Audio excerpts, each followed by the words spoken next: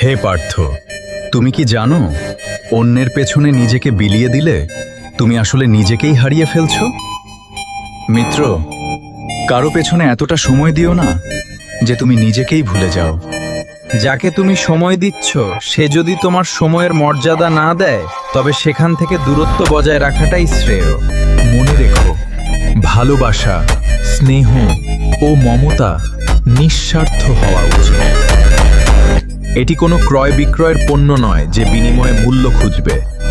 যে তোমাকে হারিয়ে ফেলার ভয় পায় না, তার কাছে তোমার গুরুত্ব কোথায়? যেখানে বারবার নিজের সততার প্রমাণ দিতে হয়, সেখানে ভালোবাসা থাকতে পারে না।